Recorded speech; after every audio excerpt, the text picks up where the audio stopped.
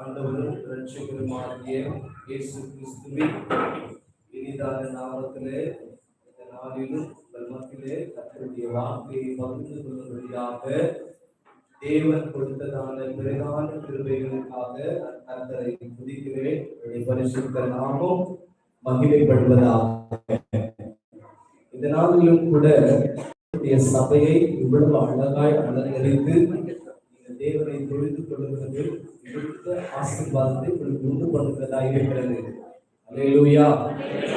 நீங்கள் இந்த சபையை எவ்வளவு அழகாய் அலங்கரித்திருக்கிறீர்களோ அதை போலவே உங்கள் குடும்பத்தை கர்த்தர் அலங்கரித்து ஆசீர்வதிப்பார். அல்லேலூயா. ஆகவே இந்த நாட்களிலும் கூட 1 சாமுவேல் 3ஆம் அதிகாரம் 10-12 வசனங்களை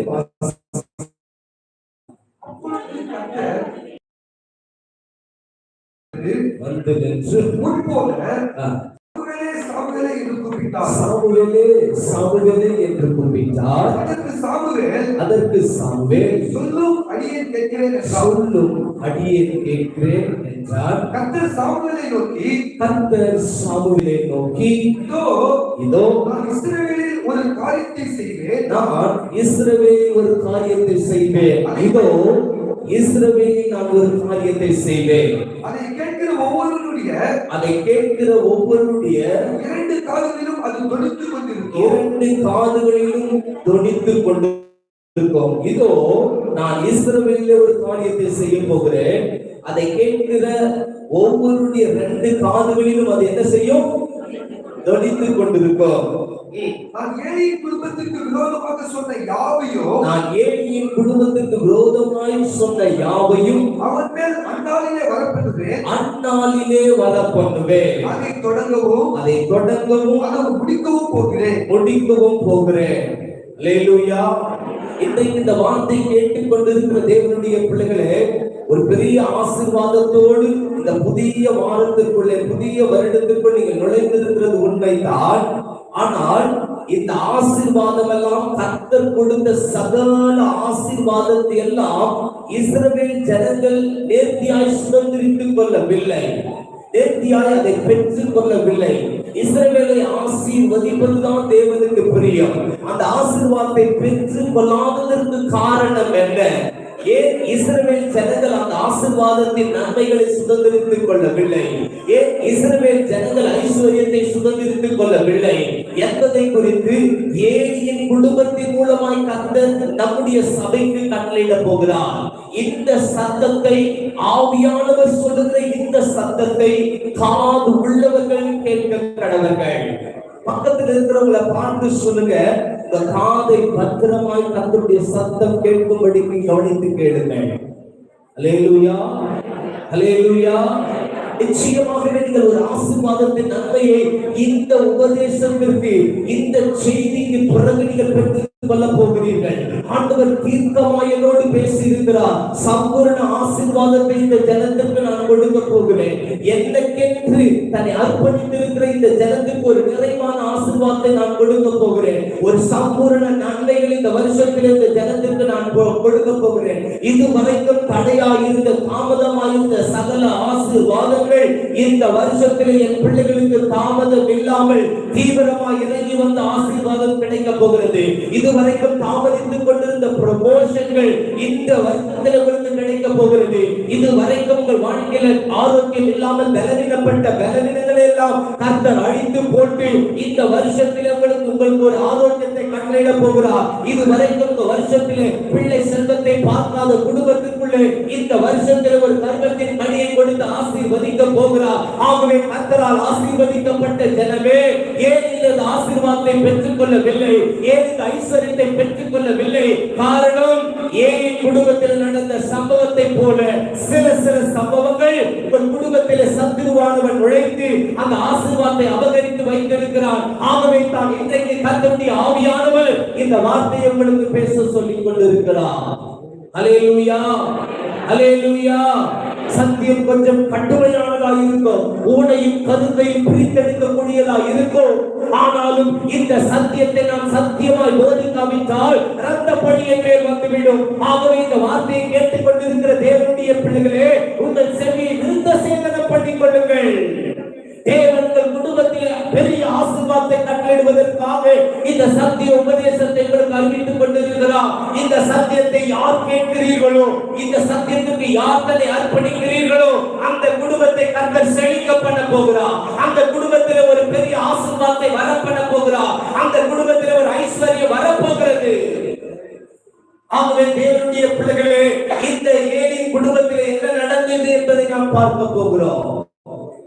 மறுபடியும் இந்த 12வது வசனத்தை வாசிக்கும் பொழுது, நான் ஏழையின் குடும்பத்திற்கு விரோதமாக சொன்ன யாவையும், ஏழையின் குடும்பத்திற்கு விரோதமாய் சொன்ன யாவையும் அவன் மேல் அந்நாளிலே வரப்பட்டது, அவன் மேல் அந்நாளில் வரப்படுவேன். அதை தொடங்கவும் அதை முடிக்கவும் அதை தொடங்கவும் அதை முடிக்கவும் பண்ணுவேன்.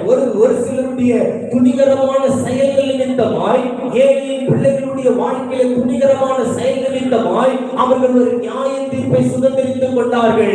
அவர்கள் ஒரு பெரிய நியாய தீர்ப்புக்குள் அடைக்கப்பட்டார்கள்.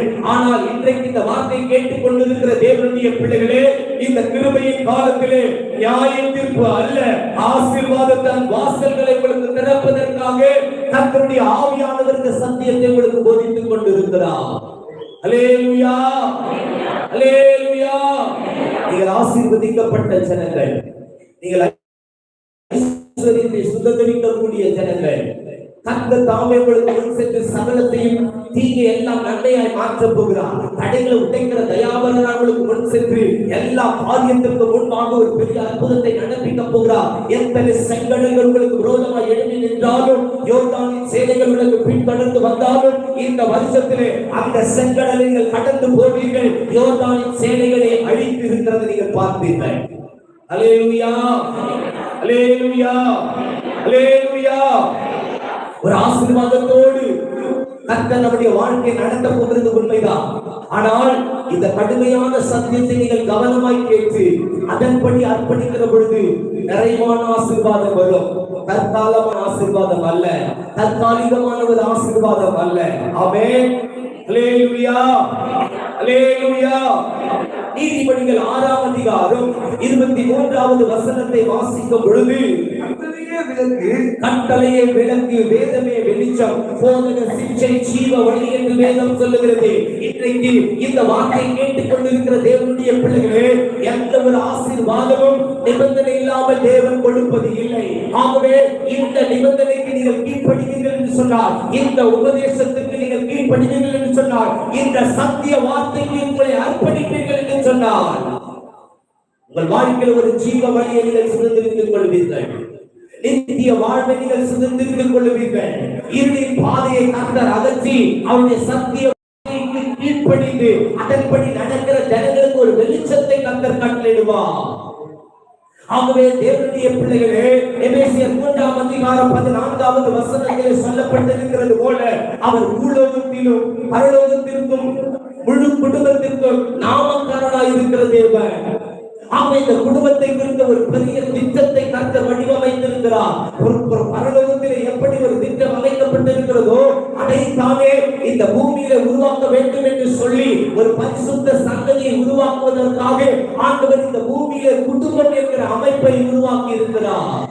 இந்த குடும்ப அமைப்பிலே நாம் பரிசுத்தத்தோடு தெய்வ பயத்தோடு ஒருவருக்கு ஒருவர் பக்தி விரும்பி கேட்ட காரியங்களை பேசி அதன்படி நடக்கிற பொழுது நம்முடைய வாழ்க்கையில் ஒரு ஆசீர்வாதம் உண்டாயிருக்கும். ஏன் இந்த ஏழை குடும்பத்திற்கு நியாய தீர்ப்பு வந்தது என்பதை குறித்து நாம் பார்க்க போகிறோம்.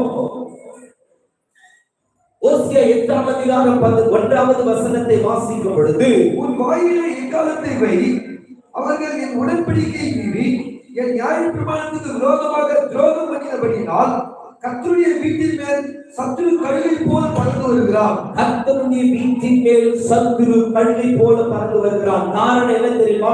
உன் குடும்பத்திலே சத்துரு கழுகை போல பறந்து வருகிறது. காரணம் என்ன தெரியுமா?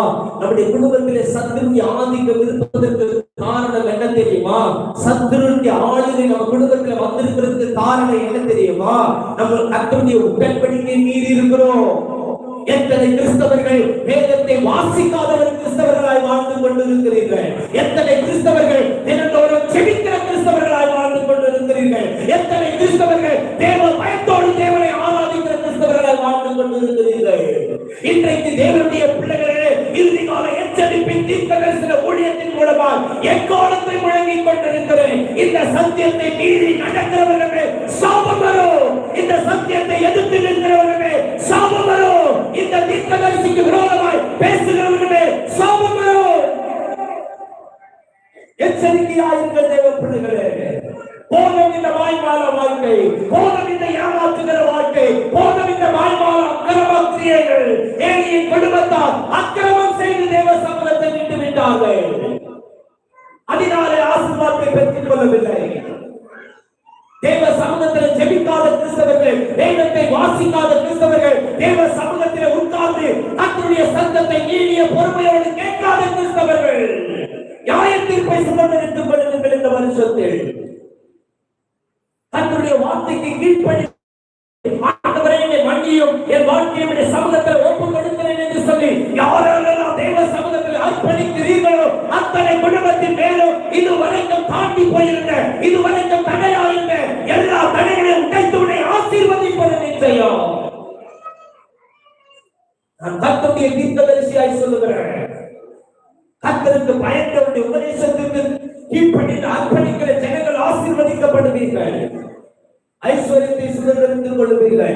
நீ ஆசீர்வாதமா இருப்பார். இப்படிப்பட்ட ஆசீர்வாதம் உன்னை வரும் என்று சொல்லி ஒரு தீர்க்கதரிசி சொல்ல வேண்டிய அவசியம் இல்லை. தானாய் வரும் அந்த ஆசீர்வாதம். காரணம் நீ பிரமாணத்துக்கு கீழ்ப்படித்திருக்கிறாய், உபதேசத்திற்கு தன்னை அர்ப்பணித்திருக்கிறாய். ஆகவே கர்த்தருடைய ஆசீர்வதிக்காமல் வேறு யாரை ஆசீர்வதிக்க முடியும்? நீ கர்த்தருக்கு பிரியமாய் நடந்திருக்கிறபடியால் ஆசீர்வாதத்தின் மதங்கள் எல்லாம் உனக்காக திறக்கப்படுகிறது அன்றி அடைக்கப்படுவதில்லை. எனக்கு இந்த ஆசீர்வாதம் இல்லையே என்று சொல்லி கலங்குகிறதுக்கு காரணம் என்ன தெரியுமா? கழுதை போல சத்துருவின் வீட்டின் மேல் பறந்து வந்திருக்கிறார். காரணம் உடன்படிக்கை மீறி இருக்கிறார். நியாய பிரமாணத்துக்கு விரோதமாக துரோகம் பண்ணி கொண்டிருக்கிறார். இந்த உபதேசத்தை வாசிக்காமல், இந்த உபதேசத்தை படி நடக்காமல், அந்த உங்கள் இஷ்டம் போல திரும்பி கொண்டிருந்தால் நீங்கள் நியாய பிரமாணத்துக்கு துரோகம் பண்ணுகிற ஜனங்கள். ஆகவே தான் சத்துரு அனுமதிக்கப்படுகிறான் குடும்பத்திற்குள்ள. இன்றைக்கு இந்த வார்த்தை கேட்டுக் கொண்டிருக்கிற தேவ பிள்ளைகளே, ஆண்டவர்களை ஆசீர்வதிப்பது நிச்சயம்.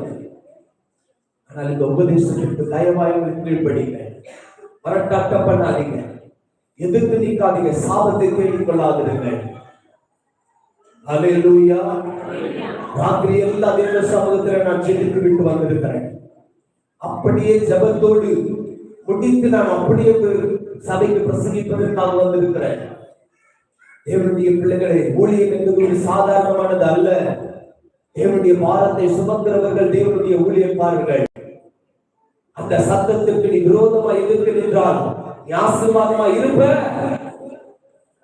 அந்த உபதேசத்திற்கு கீழ்ப்படியாமல் எதிர்த்து மனசுக்குள்ள பேசினா உன்னை கர்த்தர் ஆசீர்வதிப்பார். முடியாது தேவ பிள்ளைகளே, முடியாது. தேவ சமூகத்தில் மௌனமாய் கர்த்தருடைய வார்த்தையை கீழ்ப்படிந்து நடக்குங்கள், ஆசீர்வாதத்தை பெற்றுக் கொள்வீர்கள்.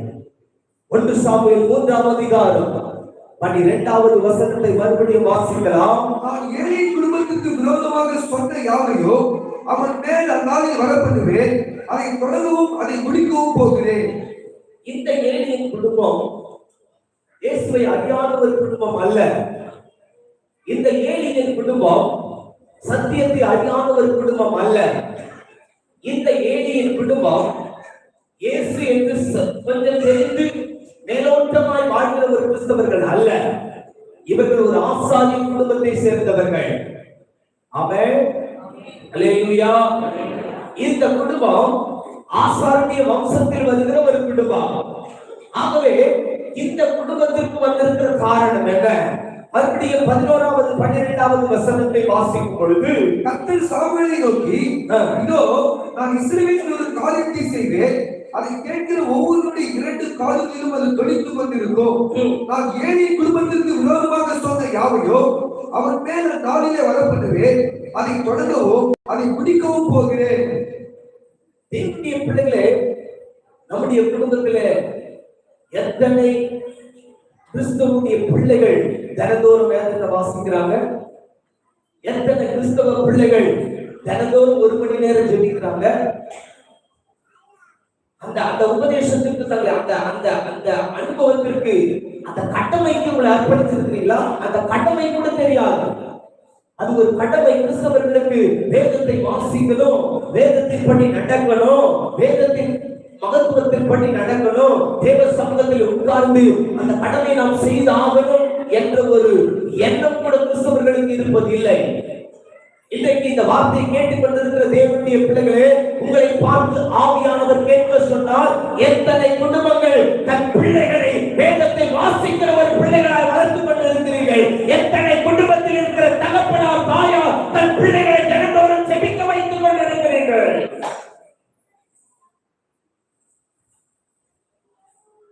தாய்மான கிறிஸ்தவ வாழ்க்கை இனி வேண்டாம். தேவ சமூகத்தில் அர்ப்பணித்து இன்றாயிரம் ஆண்டவரே, இந்த புதிய வருஷத்தில் நாங்கள் கடக்க போகிறோம். என் பிள்ளைகள் செபிக்காமல், என் பிள்ளைகள் வேதத்தை வாசிக்காமல் என்னிடத்திற்கும் திரும்பாதபடிக்கு என் பிள்ளைகளுக்கு நாங்கள் பயிற்சிக்கிறோம் என்று சொல்லி அர்ப்பணிகள் பெற்றோர்கள். என் குடும்பத்துக்கு வந்த நியாய தீர்ப்பு உங்கள் குடும்பத்தில் வராது இருக்கும். பிள்ளைகளை தேவனுடைய சிக்ஷையிலே வளருங்கள். புறஜாதிகளுக்கு அல்லாத நியாய தீர்ப்பு தேவனுடைய வீட்டிலே துவங்கும் காலம். இயேசு ராஜா சீக்கிரமாய் நியாயாதிபதியாய் வரப்போகிறார். எனக்கு இந்த ஆசீர்வாதம் வரவில்லை, இந்த உயர்வு வரவில்லை, இந்த மேன்மை வரவில்லை, இந்த கிருபை கிடைக்கவில்லை என்று சொல்லி கேட்டுக்கொண்டிருக்கிறாயே, பிரமாணத்தின்படி நடக்கிறாயா? உபதேசத்துக்கு கீழ்ப்படிந்திருக்கிறாயா? மீறி நடக்கிற ஒருவருடைய வாழ்க்கையிலும் தேவன் நன்மை அனுமதிப்பதில்லை. ஆகவே இந்த வார்த்தையை கேட்டுக்கொண்டிருக்கிற தேவ ஜனமே, நியாய தீர்ப்பு தேவனுடைய வீட்டில் ஆண்டவருடைய ஆசீர்வதிக்கத்தான் விரும்புகிறார். பிள்ளைகள் நிமித்தமாய் நியாய தீர்ப்பு வந்தது. அதே ஏலியின் வீட்டிலே தான் சாமுவேல் வளர்ந்தார். அதே ஏலியின் வீட்டில் தான் சாமுவேல் வாழ்ந்து கொண்டிருக்கிறார். அதே ஏலியின் பிள்ளைகளோடு தான் வாழ்ந்து கொண்டிருக்கிறார். ஆனால் சாமுவேலுடைய வாழ்க்கை வித்தியாசம், ஏலியின் பிள்ளைகளுடைய வாழ்க்கை வித்தியாசம். இன்னைக்கு சில குடும்பத்திலே அநேக வாழ்ந்த பிள்ளைகள், அநேக சிறு பிள்ளைகள், செபிக்கிற பிள்ளைகளால் வளர்க்கப்படுகிறீர்கள். அதற்காக கர்த்தரை ஸ்தோத்திரித்து தேவனுடைய நாமத்தை மகிமைப்படுத்துகிறேன். ஆனால் துணிகரமுள்ள வாலிபர்கள், துணிகரமுள்ள கிறிஸ்தவர்கள் செபிக்காமல், வேதத்தை வாசிக்காமல், நாமும் கிறிஸ்தவர்கள் என்ற போர்வையை போட்டுக் கொண்டு வருகிறீர்கள். நரகம் உங்களுக்கு தான். இன்றாகிலும் மனம் திரும்புங்கள், இன்றாகிலும் மனம் திரும்புங்கள். இயேசு ராஜா நியாயாதிபதியாய் வரப்போகிறார். என்ன நினைச்சிருக்கீங்க? பெரிய ஆசீர்வாதத்தோடு பிரதர் பேச போறாரு. தீர்க்கதரிசி சொல்லுகிற ஒவ்வொரு வார்த்தையும் கவனமாய் கேட்டால் ஆசீர்வாதம் தேவையில்லை. தானாய் வீட்டுக்கு இந்த பிரசன்னத்தை அர்ப்பணிச்சு வீட்டுக்குள்ள போகும்போது ஆசீர்வாதம் தானாய் வந்துவிடும். அல்லேலூயா, ஆமென். நான் ஏற்றுக்கொள்கிறேன் என்று சொல்கிறவர்கள் கரங்களை உயர்த்தி தேவனை பார்த்து அல்லேலூயா சொல்லுங்கள். கர்த்தருக்கு ஸ்தோத்திரம். ஆமென். ஏலியின் பிள்ளைகளுடைய வாழ்க்கையை போல நம்முடைய வாழ்க்கையை ராதபடிக்கு காத்துக் கொள்ள வேண்டும். 1 சாமுவேல் மறுபடியும் இந்த வசனத்தை சகோதரிகள் பகுதியில் ஒருவர் வாசியுங்கள். நான் ஏலியின் குடும்பத்துக்கு விரோதமாக சொன்ன யாவையும் அவன் மேல் அந்நாளிலே வரப்பண்ணுவேன். அதை தொடங்கவும் அதை முடிக்கவும் போகிறேன். இந்த இடத்துல தேவன் ஒரு குடும்பத்தை குறித்து ஒரு எதிர்பார்ப்போடு உருவாக்கி கொண்டிருக்கிறார். உங்கள் குடும்பத்தை குறித்து தேவனுக்கு ஒரு எதிர்பார்ப்பு இருக்கிறது. ஏனென்றால் ஆண்டவர் ஒருவனை அளவா படைத்தார், அவர்களுக்குள்ளே இருந்து ஒரு பரிசுத்த சந்ததி உண்டாக வேண்டும் என்பதற்காக தேவன் படைத்தார். அப்படிதான் வேதம் சொல்லுகிறது. ஆமென். ஆகவே இந்த குடும்ப அமைப்பை குறித்து தேவனுக்கு ஒரு திட்டம் இருக்கிறது. குடும்ப அமைப்பு தேவ திட்டத்தின்படி உருவாக்கப்படும் என்று சொன்னால் சங்கீதம் 128 அதிகாரத்திலே ஒன்றிலிருந்து அந்த வசனத்தை வாசிக்கும் பொழுது வாசிக்கலாம். சங்கீதம் 128 அதிகாரம். கர்த்தருக்கு பயந்து அவன் வழிகளில் நடக்கிறவன் எவனோ அவன் பாக்கியவான். உன் கைகளில் பிரயாசத்தை சாப்பிடுவாய், உனக்கு பாக்கியமும் நன்மையும் உண்டாயிருக்கும். உன் மனைவி உன் உயிர்த்தோரங்களில் கனிதரும் திராட்சை கொடியை போல் இருப்பாள். உன் பிள்ளைகள் உன் பந்தியை சுற்றிலும் ஒலிவ மர கற்களை போல் இருப்பார்கள். இதோ கர்த்தருக்கு பயப்படுகிற மனுஷன் இவ்விதமாய் ஆசீர்வதிக்கப்படுவான். கர்த்தர் சீயோனிலிருந்து உன்னை ஆசீர்வதிப்பார். நீ ஜீவனுள்ள நாளெல்லாம் எருசலேமின் வாழ்வை காண்பாய். நீ உன் பிள்ளைகளின் பிள்ளைகளையும் இஸ்ரவேலுக்கு உண்டாகும் சமாதானத்தையும் காண்பாய். Praise the Lord. Amen. Hallelujah. இந்த அமைப்பை தான் கர்த்தர் உருவாக்கினார். எப்படிப்பட்ட ஒரு புருஷனாய் இருக்க வேண்டுமா? கர்த்தருக்கு பயந்து, கர்த்தருக்கு பயப்படுகிற பயம் தேவ புருஷர்களுக்கு உண்டா? இன்றைக்கு ஆண்டவராக இயேசு நம்மை பார்த்து கேட்கிறார். நீங்கள் வயதானவர்களாக இருந்தாலும் சரி, நீங்கள் வாலிபர்களாக இருந்தாலும் சரி, நீங்கள் சிறியவர்களாக இருந்தாலும் சரி, இந்த உபதேசத்துக்கு கீழ்ப்படித்தால் ஆசீர்வாதம், இந்த உபதேசத்தின்படி அர்ப்பணித்தால் ஆசீர்வாதம், இந்த உபதேசத்தின்படி நடப்பேன் என்று சொல்லி தேவ சமூகத்தில், மனுஷனுடைய சமூகத்தில் அல்ல, இது தேவனுடைய வீடம், இது தேவன் பேசுகிற இடம், இது தேவன் தன் ஜனத்திற்காக இடைப்படுகிற ஒரு இடம். தன் வாழ்க்கையை மாற்றுவதற்காக தன் ஜனங்கள் ஆசீர்வாதத்தை பெற்றுக் கொள்ளாமல் இருப்பதற்கு காரணத்தை தெளிவுபடுத்தி அந்த ஆசீர்வாதத்தின் நன்மையின் படியாய் நடத்தப்படுகிற ஒரு இடம் தேவனுடைய சமூகம். அந்த சமூகத்தில் தான் கர்த்தருடைய வார்த்தையை கேட்டுக் கொண்டிருக்கிறீர்கள். ஆகவே இந்த வார்த்தைக்கு கீழ்ப்படுகிற யாவரும் பாக்கியவான்கள். அல்லேலூயா, அல்லேலூயா. ஏன் இந்த வார்த்தை மறுபடியும் வந்து கொண்டிருக்கிறது என்று சொன்னால், ஒருவேளை இந்த சத்தியத்தை நீங்கள் எதிர்த்து சாபத்தை பெற்றுக் கொள்ளாமல் இருப்பதற்காக ஆவியானவர் பேசிக் கொண்டிருக்கிறார் என்று நான் ஆவியை விளம்பிக் கொண்டிருக்கிறேன். தீர்க்கதரிசிக்கு முன்பாக எந்த மறைப்பொருள் இருக்காது, சரித்திரத்தை கொண்டு சொல்லிடுகிறார். ஆபீஸ்க்குள்ள வந்த பயம், ஆபீஸ்க்குள்ள வருவதற்கு ஜனங்களுக்கு பயம், சரித்திரத்தை குறித்து பேசுகிறவன். சர்வ சாதாரணமான மனுஷன் நல்ல ஊழியக்காரர்கள், தேவ சமூகத்தில் இருக்கிறவர், தேவ சமூகத்தில் இருக்கிறவர்கள் ஊழியக்காரர்கள். ஆண்டவர் சொல்லிக் கொண்டிருக்கிற வார்த்தையும் கவனிப்பார்கள். மனுஷர்களுடைய ஆவியை பகுத்தறிந்து கொண்டிருக்கிறவர்கள் தீர்க்கதரிசிகள். அல்லேலூயா. ஆகவே ஒரு ஆணவ மதத்தை திமிரு எல்லா காரியத்தையும் சபையின் வெளியில ஸ்லிப்பரை கழட்டி விடுகிறது போல விட்டுட்டு இங்க உட்கார்ந்தோம். ஆமென் சொல்லுங்க. அல்லேலூயா. எங்க சபையில பெரிய பெரிய மனுஷர்கள் கூட இதுதான் உட்காருவாங்க, பயத்தோடு நடுக்கத்தோடு. எனக்கு இடம் பத்தாது, நீங்க அழகா சொல்றேன், இப்பதான் பிளான் பண்றேன். நான் கூட எல்லாம் முதல் சேரா வாங்கி வைக்கிறோம். அல்லேலூயா. அமேன்மையா இருக்கிறது, பார்க்கறதுக்கு அழகா இருக்கிறது. எங்களுக்கு இடம் பத்தாம போகிற காரணத்தினால நாங்க எல்லாம் கீழே பாய் போட்டு உட்காருவார்கள். அந்த இடம் போதாது என்று இந்த பக்கம் வலது பக்கம் நாங்கள் இடத்தை எக்ஸ்டெண்ட் பண்ண வேண்டிய ஒரு சூழ்நிலை. அல்லேலூயா. கர்த்தருக்கு ஸ்தோத்திரம். தேவனுடைய பிள்ளைகள் இப்படிதான் ஒவ்வொரு பிரசங்கமும் இருக்கும். ஆனால் இந்த பிரசங்கத்தை கேட்பதற்காக 3 நாள் பெங்களூர்ல இருந்து தீர்க்க தரிசன மையத்தில் வந்து உட்காருவார்கள். அநேக ஆந்திர பகுதியில் இருந்து, சென்னையில் இருந்து வந்து கர்த்தருடைய வார்த்தை கவனித்து பெற்றுக் கொள்வார்கள் விடுதலையை. ஆகவே இன்றைக்கு நீங்கள் பாக்கியவான்கள், பாக்கியவதிகள். ஆமென். கர்த்தருடைய வாய் சொல்லும் புது நாமத்தால், புதிய ஆசீர்வாதத்தால் நீங்கள் இன்று ஆசீர்வாதிக்கப்பட போறீங்க. அல்லேலூயா, அல்லேலூயா. கர்த்தருக்கு பயப்படுகிற பயம் புருஷர்களுக்கு தேவை. துணிகரமாய் வாழக்கூடாது, துணிகரமாய் வாழக்கூடாது. பயத்தோடு நடுக்கத்தோடு கர்த்தரை தொழுது கொள்ள வேண்டும். ஆமென். அல்லேலூயா, அல்லேலூயா. இவர்கள் என்ன செய்ய வேண்டும்? 128ஆம் அதிகாரத்தில் 1வது வசனம்.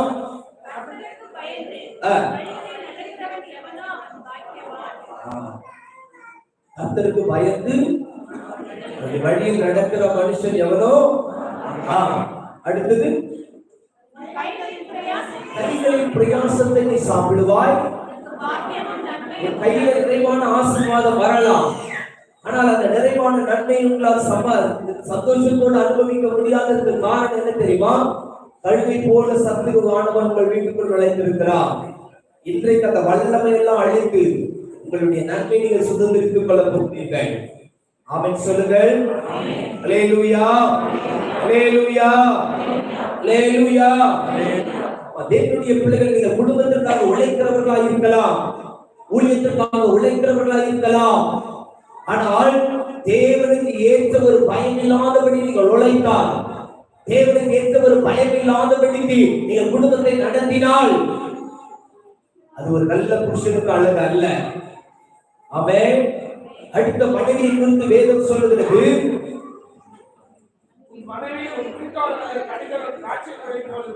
வீட்டோரங்களில் எப்படி வாசிக்க சிஸ்டர் ஒருவர்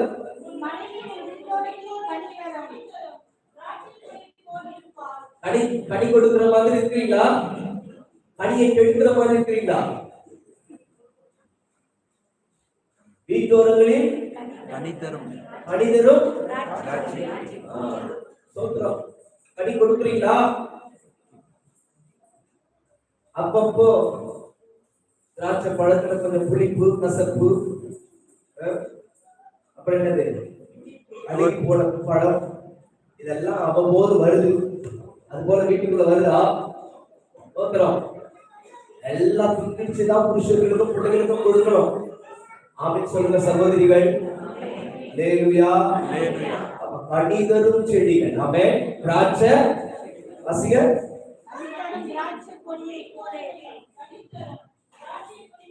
திராட்சை கொடியை போல் இருப்பார். நீ தேவனோடு இசைந்திருந்தால், அந்த செடியோடு நீ இசைந்திருந்தால், நீ கட்டாயம் நல்ல கனி கொடுக்கிற ஒரு கொடியை போல் இருப்ப.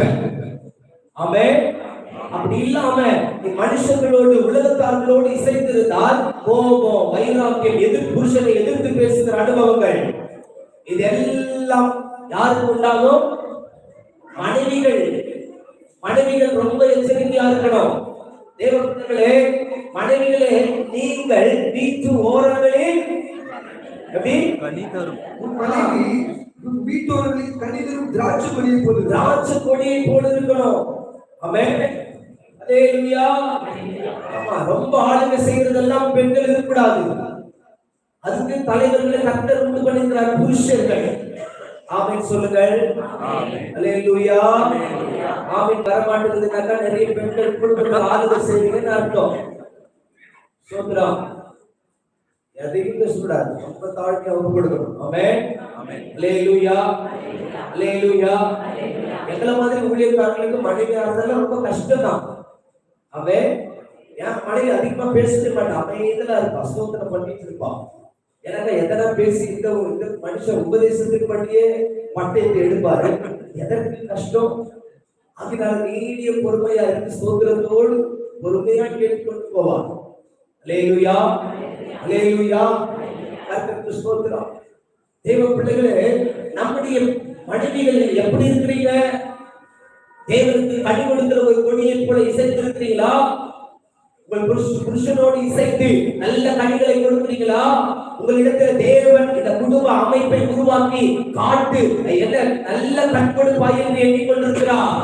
ஆனால் கசப்பான திராட்சை பழத்தை கொடுப்பதற்காக தேவன் உன்னை விரும்பவில்லை. அல்லேலூயா. அல்லேலூயா. அல்லேலூயா. நல்ல வருகிறவர்களை விசாரிக்கிற ஒரு நல்ல மனைவிகளாய் இருக்க வேண்டும். குடும்பத்தில் இருக்கிற வருகிற உறவினர்களை விசாரித்து அவர்களை போஷித்து திருப்தியாக்கி நடத்துகிற ஒரு குடும்பத்தாராய் இருக்க வேண்டும்.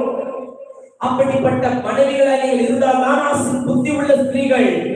புத்தி இல்லாத ஸ்திரீயோ தன் வீட்டை என்ன செய்கிறார்? கட்டுறீங்களா?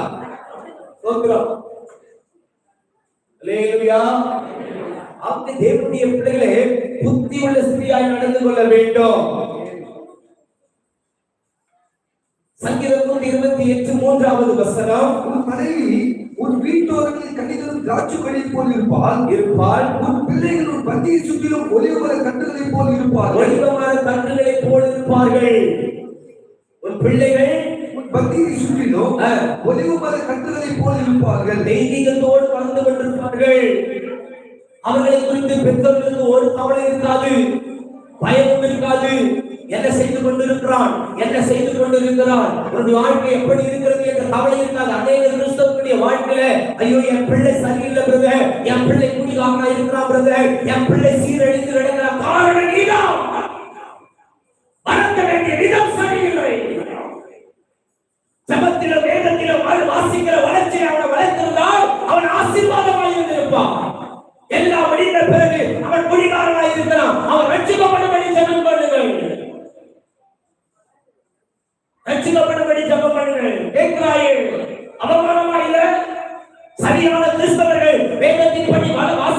வேதத்தின்படி ஜெபிக்கிற ஒரு பிள்ளைகளா இருந்தால் தேவன் அவர்களுக்கு ஆலோசனை கொடுத்திருப்பார். வழி இதுவே என்று கர்த்தர் போதித்திருப்பார். அந்த உபதேசத்தின்படி அவர்கள் நடக்காமல் அவர்களை இஷ்டம் போல காட்டு கழுதைகளை போல அமைவிட்டது பெற்றோர்கள். அனைசிறிய பிள்ளை குடிகாரங்களாய் போயிருக்கிறான், துன்மார்க்கமாய் மாறிக்கொண்டிருக்கிறான். அவனுக்காய் ரட்சியம் என்று சொல்லி ஜெபித்தால் ஆண்டவர் ரட்சித்து விட முடியுமோ? தேவ பிள்ளைகளை சரியா சிக்ஷித்து வளருங்க. அதே சமயத்துல வாலிப பிள்ளைகள், வாலிப சகோதர சகோதரிகள், சிறு பிள்ளைகள், உங்க தகப்பனுடைய உபதேசத்திற்கும் தாயின் சொல்லுகிற கற்பனைகளுக்கும் கீழ்ப்படிந்து நடங்கள். அவர்களை எரிச்சல் கூட்டாதிருங்க. தாழ்மையாய் நடந்து கொள்ளுங்கள். அது ஆயுசு நாட்களை பெருகப்படும். ஆமென். ஒலிபமர கன்றுகள் அவர்களை குறித்து ஒரு நோக்கம் இருக்காது. என்னை குறித்து என் குடும்பத்துக்கு ரொம்ப சந்தோஷம், என்னை குறித்து என் குடும்பத்துல பெரிய மகிழ்ச்சி. காரணம் என்ன தெரியுமா? அநேக ஆயிரங்களுக்கு ஆசீர்வாதமாய் கர்த்தர் வைத்திருக்கிறார். அல்லேலூயா, அல்லேலூயா. தேவனுடைய பிள்ளைகளே, கர்த்தருடைய வார்த்தையிலும் அவருடைய சமூகத்திலும் இருக்கிற பொழுது கர்த்தர் ஆசீர்வதிக்கிறார். ஆமென். அல்லேலூயா, அல்லேலூயா. தேவனுடைய பிள்ளைகளை எல்லா விதத்திலும் நாம் தேவ சாயலை அடைந்து கொள்ளும் பொழுது சகல விதத்திலும் கர்த்தர் நம்மளை ஆசீர்வதிப்பார். சகல மேன்மையும் கொடுத்து நம்மளை ஆசீர்வதிப்பார். ஆமென். யாத்திராகமம் 20ஆம் அதிகாரம் 21வது வசனத்தை வாசிக்கும் பொழுது, மருத்துவச்சிகள் தேவனுக்கு பயந்ததினால் அவர்களுடைய குடும்பங்கள் படைக்கும்படி செய்தார். மருத்துவச்சிகள் தேவனுக்கு பயந்ததினாலே அவர்கள் குடும்பம் தழைத்தது. ஆமென். இன்றைக்கு தேவனுடைய பிள்ளைகளே, நீங்கள் கர்த்தருக்கு பயப்படுகிறீர்கள் என்று சொன்னால் உங்கள் குடும்பம் செழிக்கும். ஆமென். அல்லேலூயா. ஆகவே பயப்படுகிற பயம் என்றால் என்ன? தேவ சமூகத்தில் வந்து அடக்கமாய் உட்கார்ந்து கொண்டு கர்த்தருடைய அறகுறையாய் கர்த்தருடைய சத்தத்தை கேட்டு அப்புறம் கீழ்ப்படியாம அப்படியே வாழ்க்கையை வாழ்ந்து கொண்டு இஷ்டம் போல வாழ்க்கிறது வாழ்க்கை அல்ல.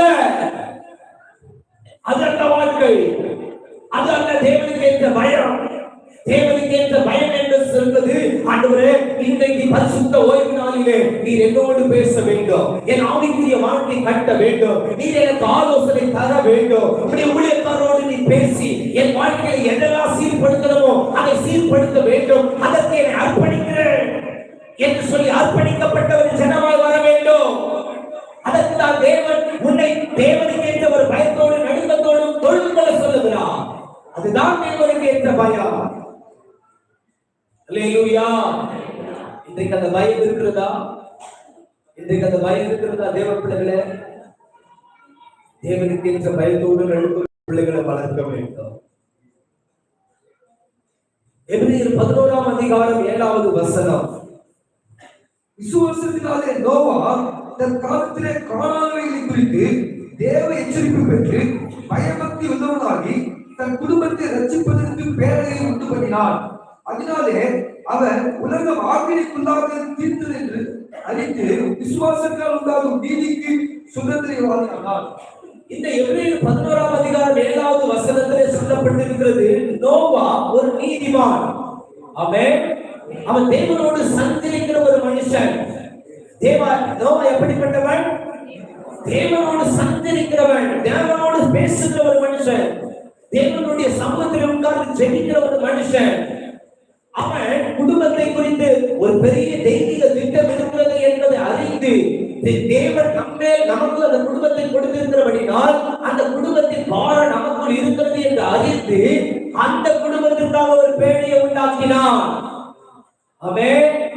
நீங்க ஒரு பெரிய பங்களாவை உண்டாக்குறது எல்லாம் சந்தோஷம். ஆமென். பல கோடிகளுக்கு நீங்க வீட்டை கட்டுகிறது சந்தோஷம்.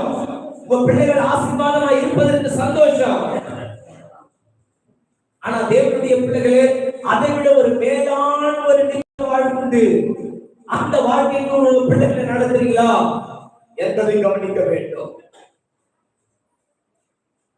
இந்த நோவா மறுபடியும் வாசிக்கலாம். விசுவாசத்தினாலே நோவா தன் காலத்திலே காணாதவர்களை குறித்து தேவ எச்சரிப்பென்று பயபக்தியுள்ளவனாயிருந்தார். குடும்பத்தை ரட்சிப்பதற்கு பேரை உண்டு பண்ணினான். குடும்பத்தை ரட்சிப்பதற்கு எக்ஸ்பெக்ட் பண்ணினான். அதனாலே ஒரு ரட்சிப்பின் தெய்வீக திட்டத்தை நோவா செய்தான். இன்றைக்கு தெய்வ பிள்ளைகளே, நீங்கள் உங்க பிள்ளைகளை எப்படி வளர்த்து கொண்டிருக்கிறீர்கள்? நீங்க தேவனோடு சஞ்சரிக்கிற அனுபவம் இருக்கிறதா? நீங்க தேவனோடு பேசுகிற அனுபவம் இருக்கிறதா?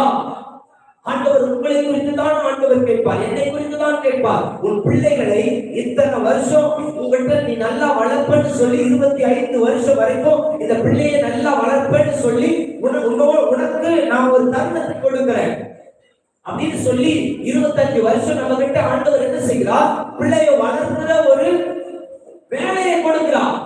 என் பிள்ளை மார்க்கத்திக்க கூடாது, அது ஆண்டவருடைய பிள்ளை. அல்லேலூயா சொல்லுங்கள். அந்த பிள்ளைக்காக நான் 25 வருஷமா இப்படி வளர்த்தேன், என்னை விட்டுட்டு போயிட்டாலே பேசாதீங்க. நீ சரியா வளர்த்திருந்தா உன்னை விட்டு போயிருக்க மாட்டான். நீ சரியா வளர்த்திருந்தா உன்னை விட்டு இருக்க மாட்டாங்க, ஆண்டவர் விட்டு இருக்க மாட்டாங்க. சரியா வளர்க்கல.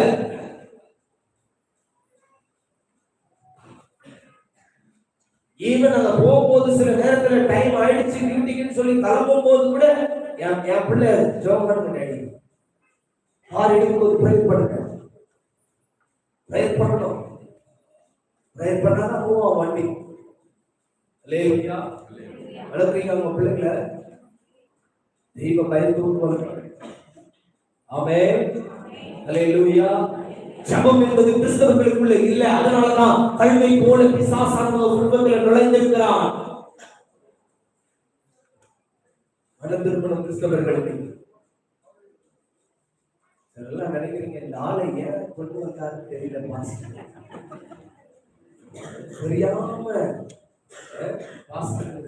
தெரியாம கொண்டு வந்தாரு போல அப்படி நினைக்கிறீங்களா? நீங்க நினைச்சா நினைச்சு போங்க.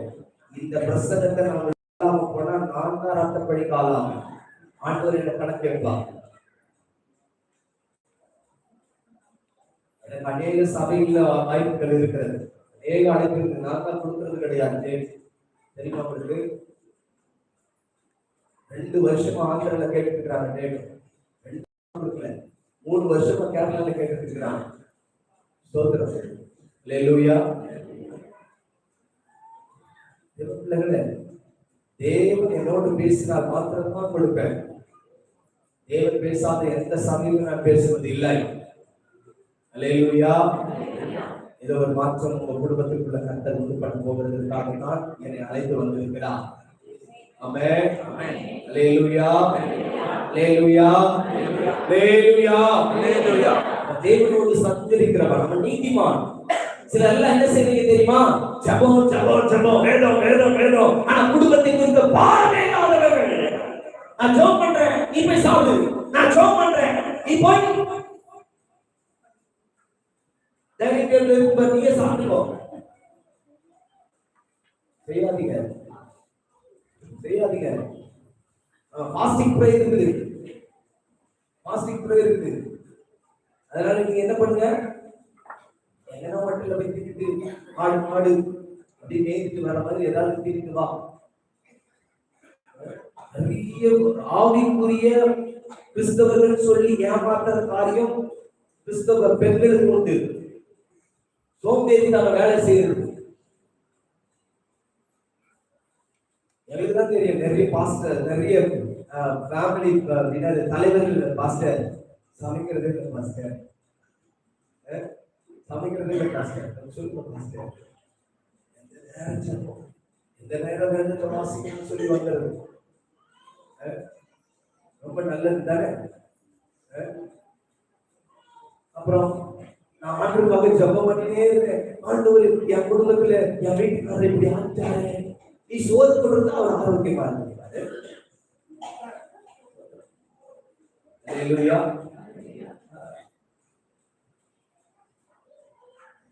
பலவீனத்தை குறித்து கொண்டவளா என் மனைவி என்னுடைய பலவீனத்தை குறித்து காலம் நான் சொல்ல மாட்டேன். சில நேரம் அவளுக்கு காலம் எடுத்துருவான். ஆமென். நடந்து கொள்ளணும். ஆமென். அல்லேலூயா. ஸ்தோத்திரம். புத்தி உள்ளவர்களாய் நடந்து கொள்ள வேண்டும். ஆமென். கர்த்தருக்கு ஸ்தோத்திரம். சொல்லணும். மனைவிகளை அப்படி சொல்லணும். அவன் சில நேரத்துல சில கசப்புகள் எழுதுதில்லை, சில அழுகி போன பழங்கள் வருது இல்ல, பார்ப்போம் எதிர்த்து பேசுறதுல உங்களுக்கு போய் நான் செய்யணுமா, உங்களுக்கு போய் ஃப்ரெஷ்ஷா சோறு செஞ்சு எடுத்து கொடுக்கணுமா? பேசாதீங்க பேசாதீங்க. கர்த்தருக்கு ஸ்தோத்திரம். அல்லேலூயா அல்லேலூயா. ஆதியாகமம் 7ஆம் அதிகாரம் 1வது வசனம், இவன் இந்த ரட்சிப்பதற்கான பிளானை உண்டாக்கினதற்காக ஆண்டவர் என்ன செய்தார் பிரதிபலன் நோவாவுக்கு தெரியுமா? கர்த்தர் நோவாவை நோக்கி, நீயும் உன் வீட்டார் அனைவரும் பேழைக்குள் பிரவேசியுங்கள், இந்த சந்ததியில் உன்னை எனக்கு முன்பாக நீதிமானாக கண்டேன். எப்படி? உன்னை எனக்கு முன்பாக நீதிமானாய் கண்டேன். ஆகினால உன்னையும் உன் குடும்பத்தையும் பேழைக்குள் அனுமதிக்கிறேன். அல்லேலூயா. அப்படின்னா என்ன அர்த்தம் தெரியுமா? நோவா என்ன சொன்னாலும் நோவாவின் குடும்பத்தார் அப்படியே கீழ்ப்படிந்தார்கள். அல்லேலூயா. இப்ப ஆண்டவர் தாப்பால் போட சொல்லி லாக் பண்ண சொல்றார். என்ன தெரியாது, ஆனா ஆண்டவர் சொல்றாரு தாப்பால் போட்டு லாக் பண்ண சொல்றாரு. அப்படின்னா இந்த ஆளுக்கு வேற வேலையே இல்லை, நட்டு கழுத்து போயிடுச்சு போல. இது உனக்கு பால் 6 மணிக்கு கொடுக்கணும்னா நம்ம போயிட்டு என்ன பண்ணோம்? கடையில போயிட்டு பேக் பாக்கெட் வாங்கிட்டு வரணும். நோவாவின் குடும்பத்துல ஒருத்தர் போயிருந்தா அது மறுபடியும் கதவு திறந்திருக்கும். நோவாவுடைய பேழைக்குள் நோவா என்ன சொன்னாரோ அதற்கு அப்படியே கீழ்ப்படித்தார்கள் நோவாவின் குடும்பத்தார். அந்த நீதிமானுடைய சத்தத்திற்கு நோவாவின் குடும்பம் கீழ்ப்படிந்திருந்தபடினாலே நோவாவின் குடும்பம் பேழைக்குள் பிரவேசிக்கப்பட்டது. பேழைக்குள் அவர்கள் காக்கப்பட்டார்கள். அல்லேலூயா அல்லேலூயா அல்லேலூயா. 1 சாமுவேல் 1ஆம் அதிகாரம் 8வது வசனத்தை வாசிக்கும் போது, அவன் புருஷனாகிய எல்கானா அவனை பார்த்து, அன்னாலே ஏன் அழுகிறாய், ஏன் சாப்பிடாது இருக்கிறாய், ஏன் சஞ்சலப்படுகிறாய், 10 குமாரனை பார்க்கிலும் நான் உனக்கு அதிகம் அல்லவா என்றான். 10 குமாரனை பார்க்கிலும் நான் உனக்கு அதிகம் அல்லவா என்றான். யார் சொல்றது? யாரு? யாரை பார்த்து சொல்றா? மனைவி யாரு? யாரு? அவள் என்ன சொல்லுகிறார்? அவன் அண்ணாவை பார்த்து என்ன சொல்கிறான்? அண்ணாவே ஏன் அழுகிறாய், ஏன் அழுகிறாய், ஏன் சாப்பிடாது இருக்கிறாய்? அண்ணாள் அழுகிறாய். குழந்தை இல்லாத நிமித்தமாய் அழுகிறாய்.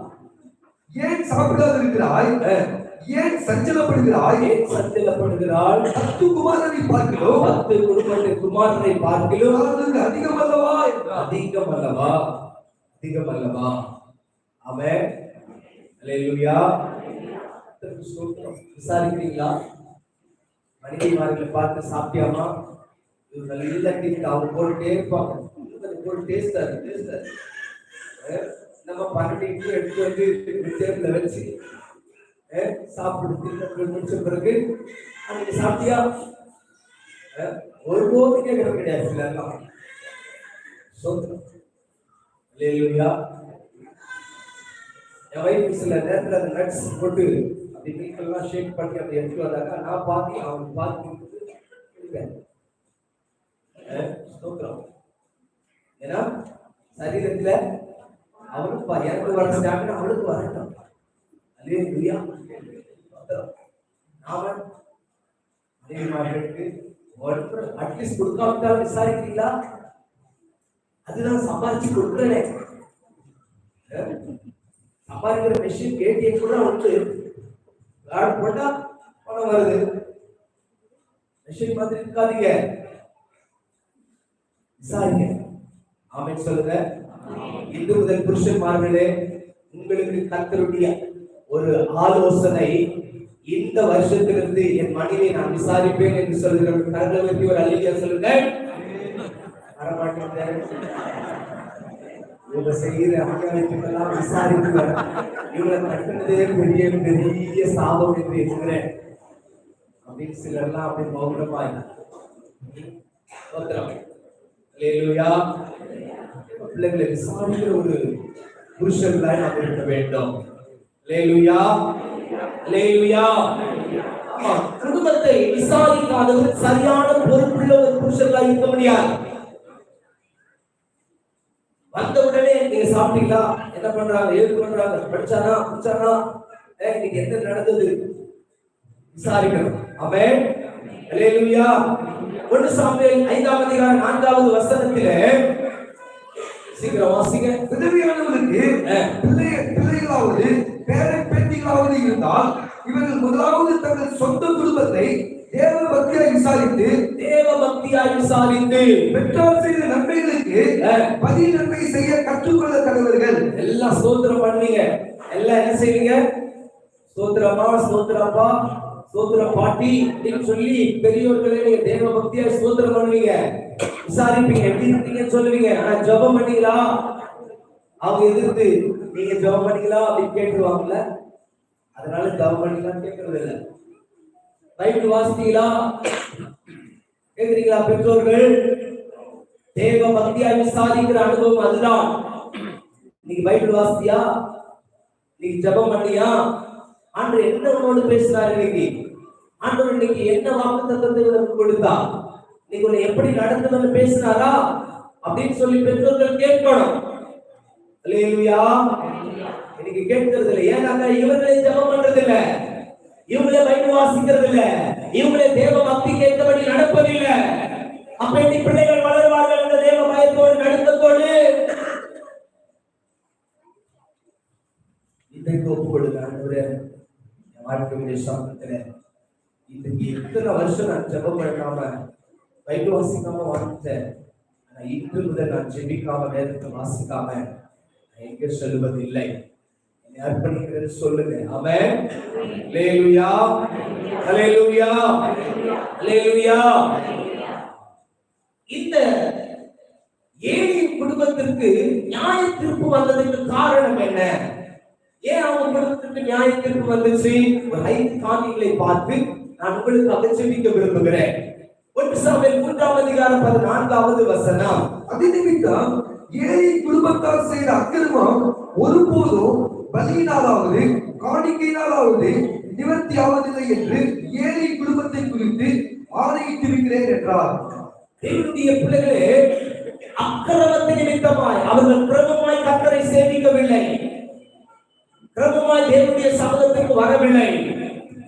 இந்த பலவீன போராட்டம் சொல்லி அவர்கள் வாழ்ந்து கொண்டிருக்கிறார்கள். காரணம் என்ன தெரியுமா? Special class. ஏன் சர்ச்சுக்கு வரல? Special class. ஏன் சர்ச்சுக்கு வரல? Work at home.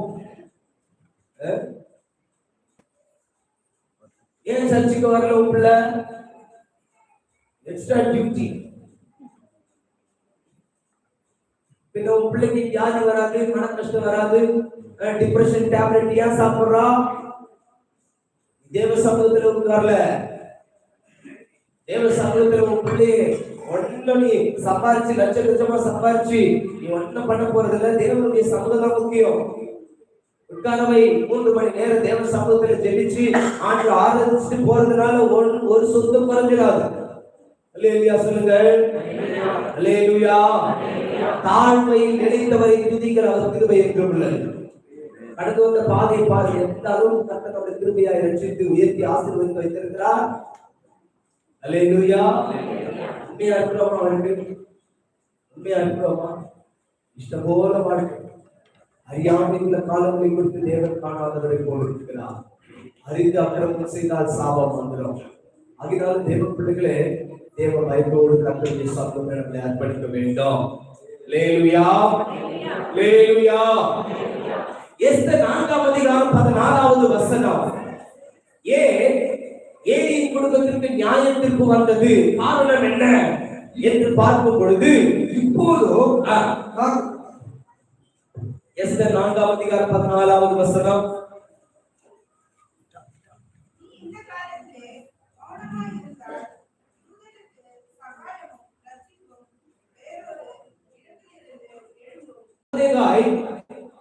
தன் சித்தப்பாவாகிய மோர்தேகாய் எஸ்தரை பற்றி சொல்லுகிறதான ஒரு ஆலோசனை. எஸ்தர் ராஜாத்தியே, நீ அரண்மனைக்குள்ள போனதற்கு மேக்கப் கொடுத்து திருத்திருக்கிறதுக்காக அல்ல, அல்லேலூயா சொல்லுங்க. உன்னை கொண்டு போனதுக்கு காரணம் என்ன தெரியுமா? யூத குலத்திற்கு ஒரு ரட்சிப்பு. ஆமென் சொல்லுங்கள். அல்லேலூயா, அல்லேலூயா. எல்லா தேவ நாம மகிமைக்காக ஆசீர்வாதமா இருங்க. அதே சமயத்துல ஜெபம் பண்ணணும், அதே சமயத்துல வேதத்தை வாசிக்கணும், திறப்புல நிற்கணும். ஆமென், அல்லேலூயா. தேவ சமூகம்னு வந்துட்டாக்கா நம்முடைய ஆசீர்வாதத்தை எல்லாம் பார்க்க கூடாது. ஆமென். எல்லாம் சில நேரத்துல ஆண்டவர் சில பாரத்தை கொடுத்துட்டாக்கா நாங்க ஜெபம் பண்ணுவோம், கையில் இருக்கிற ரிங்கு உடைஞ்சு கீழே விடும், கையில் இருக்கிற வாட்ச் எல்லாம் உடைஞ்சு இந்த இடத்துல எல்லாம் ரத்தமாயிருக்கும். அந்த அளவுக்கு பாரப்பட்டு ஜெபம் பண்ணுங்க. இன்னைக்கு ட்ரெஸ் அப்படி கலையக்கூடாது. சர்ச்சில் இருந்து அப்படி ட்ரெஸ் கலையாம போகணும். நல்லா ஆசீர்வாதமா இருக்க, நல்லா அழகாய் கற்றுக் கொடுத்த ஆசீர்வாதத்தை பயன்படுத்திக் கொள்ளுங்க. அதே சமயத்துல தேவ சமூகத்துல திறப்புல ஜெபிக்கணும். எஸ்தருக்கு மோர்தேகாய் கற்றுக் கொடுத்த ஆலோசனை அதுதான். அல்லேலூயா சொல்லுங்க.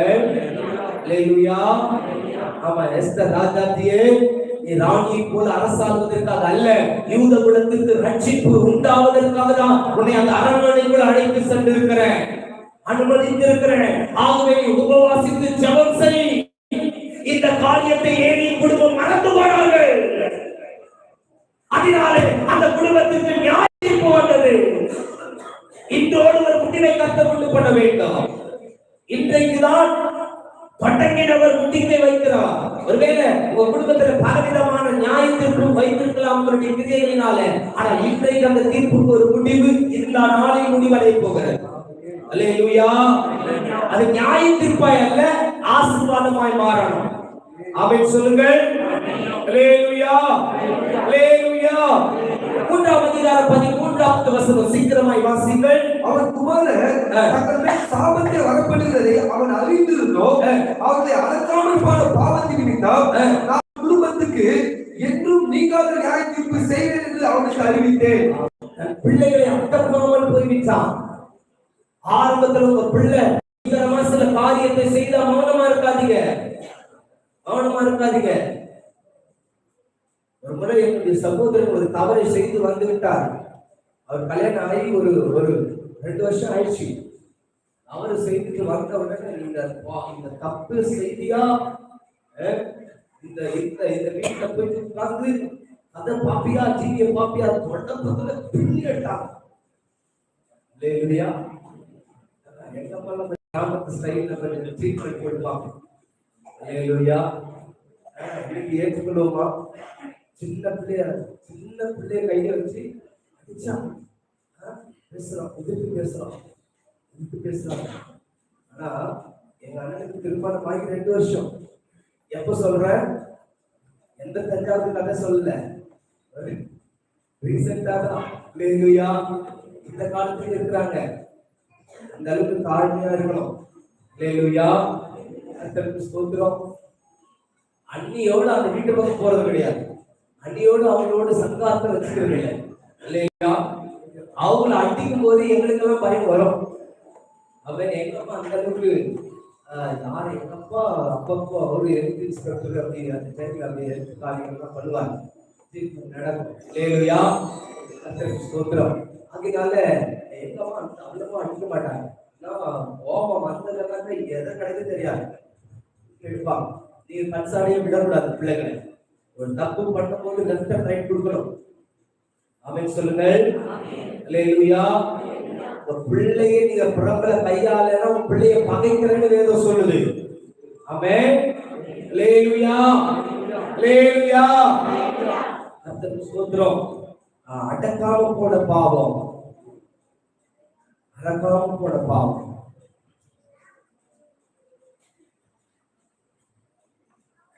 சாமுவேல் 2:24வது வசனம். என் குமாரரே வேண்டாம், நான் கேள்விப்படுகிற செய்தி நல்லதல்ல, கர்த்தருடைய ஜனங்கள் மீறி நடக்கிறதற்கு காரணமாய் இருக்கிறீர்களே. அவங்களுக்கு முன்னாடி எப்படி பண்றது சரியில்லை, அப்படி மேலோட்டமா கடிந்து கொள்ளக்கூடாது, கடுமையாக கடிந்து கொள்ள வேண்டும். ஆமென். அல்லேலூயா. கர்த்தருக்கு ஸ்தோத்திரம். தேவ பிள்ளைகளை புதுமையாய் பிள்ளைகளை நடத்த வேண்டும். ஒரு தவறு சொன்னால் மறுபடியும் அந்த தப்பு பண்ணாத அளவுக்கு ட்ரீட்மெண்ட் இருக்கணும். ஆமென் சொல்லுங்க பெற்றோர்கள். அந்த ட்ரீட்மெண்ட்டை ஏற்றுக்கொள்றேன்னு சொல்லி பிள்ளைகள் சொல்லுங்க. அப்போ உங்களுக்கு வீட்டுல அடங்காத ஊர் அடங்கும். போலீஸ்ல போய் ட்ரீட்மெண்ட் கொடுப்பாங்க, திருடர்கள் துன்மார்க்கெல்லாம் ட்ரீட்மெண்ட் கொடுப்பாங்க, பரவாயில்லையா? அதனால உங்க தாய் தகப்பன் கொடுக்கிற ட்ரீட்மெண்ட்டுக்கு அடங்கிருங்க, அப்ப ஆசீர்வாதம் கிடைக்கும். ஆமென். அல்லேலூயா. நீ கெட்டு போகிறதுக்காக உங்க பெற்றோர்கள் உங்களை அடிக்கிறாங்க. ஏன்னா பல பாதைகள் அவங்க கடந்து வந்திருக்காங்க. அவங்களுக்கு தெரியும் எது நல்லது எது கெட்டது. மற்றவங்களை கூட துன்மார்க்கமாய் போகணும்னு விட்டுருவாங்க, நம்ம பிள்ளை துன்மார்க்கமா போக விட மாட்டாங்க. உத்தமமா வளரணும்னு ஆசைப்படுவாங்க, அதுக்கு கீழ்ப்படிங்க. ஆமென். அல்லேலூயா. அல்லேலூயா. கர்த்தருக்கு ஸ்தோத்திரம். என்னாகும் 16ஆம் அதிகாரம் 32வது வசனம்.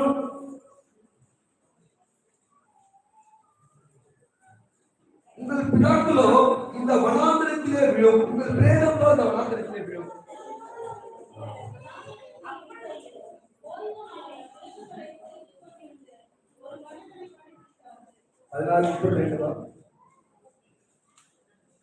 அப்பொழுது ஜனங்கள் எழுந்து அவர்களையும் அவர்கள் வீடுகளையும் வானத்திலே எல்லா மனிதரையும் அவர்களுக்கு முன்னால சகல பொருட்களையும் எடுத்து போட்டது.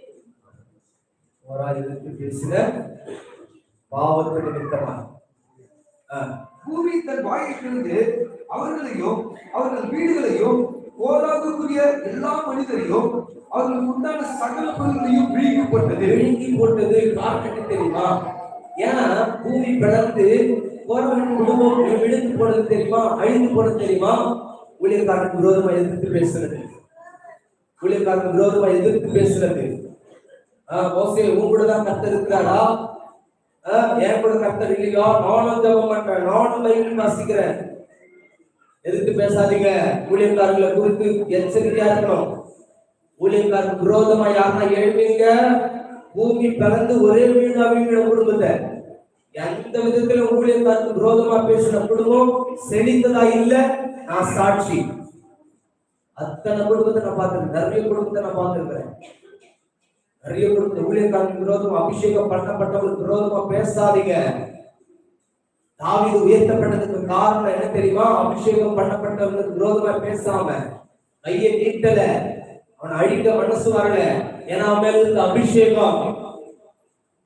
ஊழியக்காரருக்கு விரோதமா எவ்வளவு துணிகரமா பேசுறீங்க, எவ்வளவு துணிகரமா செயல்படுறீங்க. எங்க ஊழிய பாதையில பெரிய பெரிய ஊழிய முதிர்ச்சியான ஆட்கள் எல்லாம் என் வார்த்தைக்கு அப்படி படிப்பாரு, அப்படி அர்ப்பணிப்பார், எதிர்த்து பேச மாட்டாங்க. காரணம் என்ன? ஜெபிச்சு ஆண்டவர் கொடுக்கிற ஆலோசனை சொல்லுவேன். அதனாலதான் ஆண்டவர் எல்லையை விரிவாக்கி கொண்டிருக்கிறார்.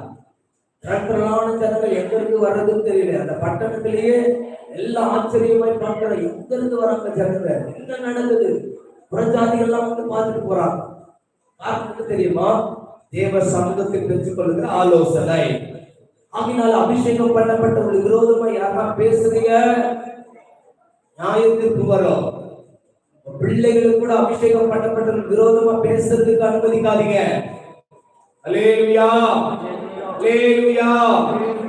யூதா 1ஆம் அதிகாரம் 11வது வசனம். இவர்களுக்கு ஐயோ, இவர்கள் காயினுடைய வழியில் நடந்து பிழையா கூலிக்காக செய்த வஞ்சகத்திலே விரைந்தோடி கோடா இடித்து பேசின பாவத்திற்குள்ளாகி கெட்டு போனார்கள். ஆகினால அவங்களுக்கு பூமி பிளந்து அவங்க குடும்பத்தை விழுங்கிடுச்சு. ஆகினால இந்த வார்த்தை கேட்டுக்கொண்டிருக்கிற தேவ பிள்ளைகள் எதிர்த்து பேசுறது நிறுத்துங்க. ஊழியக்காரர்கள் பேசும்போது எதிர்த்து பேசாதீங்க. அல்லேலூயா. அல்லேலூயா. நீங்க அழகா ஒழுங்கா நடத்துறீங்க. அழகா ஒரு மத்திய எங்களுக்கெல்லாம் டைம் எல்லாம் கிடையாது. ஆமென் சொல்லுங்க. என் பிரசங்கமே 2 மணி நேரத்துக்கு மேல இருக்கும். ஆனா நீங்க ஒரு மணி நேரம் பிரசங்கம் அழகா நீச்சா அப்படி நடத்துறீங்க. ஆமென். நாங்களும் எவ்வளோ டைம் ஷெட்யூல் தான் போட்டு பாக்குறோம், எங்களால முடியவே மாட்டேங்குது. ஆமென். இவ்வளவு அழகா இருக்கிறது. இவ்வளவு மகிழ்ச்சியா இருக்குது இதெல்லாம் பார்க்கும்போது. அவன் ஆசீர்வாதமாய் கர்த்தர் உங்களை மாற்றி கொண்டிருக்கிறார். அதுக்கேற்றபடி ஆவிக்குரிய அலங்கரிப்பு உங்களுக்கு தேவை. அல்லேலூயா. இந்த தோற்றத்தை பார்க்கிலும் நம்முடைய உதாரண ஆவிக்குரிய தோற்றம் ரொம்ப முக்கியம். அல்லேலூயா. அடுத்தபடியாக 2 ராஜாக்கள் 9ஆம் அதிகாரம் 7-8 வசனத்தை வாசித்து நான் ஜெபிக்க விரும்புகிறேன். உங்களுக்காக நான் ஒவ்வொருவருக்காக ஜெபிக்க போகிறேன். எல்லா தேவ சபையிலும் ஒப்புக் கொடுக்க போறீங்க. நான் என் ஊழியக்காரராகிய தீர்க்கதரிசியின் ரத்தப்படியையோ கர்த்தருடைய சகல ஊழியக்காரரின் ரத்தப்படியையோ இஸ்ரவேலின் கையிலே வாங்கும்படிக்கு நீ உன் ஆண்டவனாகிய ஆகாபின் குடும்பத்தை அழித்து விட கடவாய். ஆகாபின் குடும்பம் எல்லாம் அழியும்படிக்கு நான் ஆகாபுக்கு சுவரில் நீரிடும் ஒரு நாய்க்குள்ளாய் இராதபடிக்கு இஸ்ரவேலிலே அவனுடைய அடைப்பட்டவனையும் விடுபட்டவனையும் கருவறுத்து. தீர்க்கதரிசிகளுக்கு விரோதமாய் செயல்பட்டால் நியாயத்திற்கு வரும். ஆமென். அல்லேலூயா. அல்லேலூயா. ஸ்தோத்திரம். தேவப்பிள்ளைகளை தீர்க்கதரிசிகளுக்கு விரோதமாய் செயல்படக்கூடாது. ஆண்டவர் தீர்க்கதரிசிகளுக்கு விரோதமாய் செயல்படுகிற குடும்பத்தை அழித்தார். அப்படிதான் சொல்லுது. உன்னத பாட்டு 2ஆம் அதிகாரம் 3வது வசனத்தை வாசிக்கும் போது பாட்டு 2:3 காட்டு மரத்துக்குள்ளே கிச்சிலி மரம் எப்படி இருக்கிறதோ காட்டு மரத்துக்குள்ளே கிச்சிலி மரம் எப்படி இருக்கிறதோ அப்படியே குமாரனுக்குள்ளே என் நேசர் இருக்கிறார். காட்டு மரம் என்பது நாங்க தான். கிச்சிலி மரம் என்பது இயேசு கிறிஸ்து. அல்லேலூயா. காட்டு மரங்களுக்குள்ளே கிச்சிலி மரம் எப்படி இருக்கிறதோ காட்டு மரத்துக்குள் கிச்சிலி மரம் எப்படி இருக்கிறதோ அப்படியே குமாரனுக்குள்ளே என் நேசர் இருக்கிறார். குமாரனுக்குள்ளே என் நேசர் இருக்கிறார். காட்டு மரத்துக்குள்ளே கிச்சிலி மரம் உண்டு. அதன் நிழலிலே வாஞ்சியாய் உட்கார்கிறேன். அவங்க நிழல்ல வாஞ்சியா உட்காரணும். ஊழியக்காரர்கள் தீர்க்கதரிசிகளோடு கூட இசைந்திருங்க. ஆனா அவங்களுக்கு ஆலோசனை சொல்லக்கூடாது. அவளுக்கு விரோதமா பேசக்கூடாது. அல்லேலூயா. அவளுக்கு விரோதமா எதிர்த்து நிற்க கூடாது. அவன் நான் அந்த மரத்து மேல ஏறுவேன்னு சொன்ன அந்த கருவேலி மரம் சரீரத்தை கிழித்து உன்னை சேதப்படுகிறோம். அது காட்டு மரம், அது முள் மரம், அது நிழல்ல நீ தங்கிறதுக்கு உனக்கு அனுமதி உண்டு. ஆனா அந்த மரத்து மேல ஏறுறதுக்கு உனக்கு அதிகாரம் கிடையாது. ஊழியக்காரனுக்கு மேல ஏறலாம்னு சொல்லி ஒரு ராஜ்யத்தை போடலாம்னு சொல்லி நினைச்ச சடுதியாய் விழுந்து சாவாய். அல்லேலூயா. தீர்க்கதரிசிக்கு விரோதமாய் செயல்படுவது கூடாது. அபிஷேகம் பண்ணப்பட்டவர்களுக்கு விரோதமாய் செயல்படக்கூடாது. ஆமென். தேவ சபையினுடைய வளர்ச்சிக்கு விரோதமாய் எழும்பக்கூடாது. அல்லேலூயா. தேவனுடைய சபை வளர்வதற்கு பாடுபடவே தவிர எதிர்த்து நிற்கக்கூடாது. அல்லேலூயா. இந்த சபையில ஒரு பெரிய வளர்ச்சியை கர்த்தர் உண்டு பண்ண போகிறார். இந்த சபையில ஆத்துமக்கள் புதிய ஆத்துமக்கள் சேர்க்கப்பட போகிறார்கள். இந்த சபையிலே ஒரு தெய்வீகத்தின் மகத்துவம் வெளிப்பட போகிறது. ஆகவே இந்த வார்த்தை கேட்டுக்கொண்டிருக்கிற தேவனுடைய பிள்ளைகளே, ஏலியின் குடும்பம் நியாய தீர்ப்பை சந்தித்ததற்கு காரணம் அவர்கள் சரியாய் தேவனுடைய சமூகத்துல வளரல, ஜெபிக்கல, உபவாசிக்கல. அவர்கள் கிரமமாய் தேவனை தொழுது கொள்ளவில்லை, அக்கிரமம் செய்தார்கள். அவர்கள் உபவாசிக்கவில்லை. அவர்கள் ஊழியக்காரருக்கு விரோதமாய் பேசினார்கள். அவர்கள் தீர்க்கதரிசிக்கு விரோதமாய் செயல்பட்டார்கள். அதனாலே கர்த்தர் அந்த குடும்பத்தை நியாயம் தீர்த்தார். ஆகவே இந்த வார்த்தையை கேட்டுக் கொண்டிருக்கிற தேவ பிள்ளைகளே, நீங்க ஜெபிக்காம கிரமமாய் கர்த்தரை தொழுது கொள்ளாமல் இருந்தால் நியாய தீர்ப்பு வரும். எச்சரிக்கையாயிருங்கள்.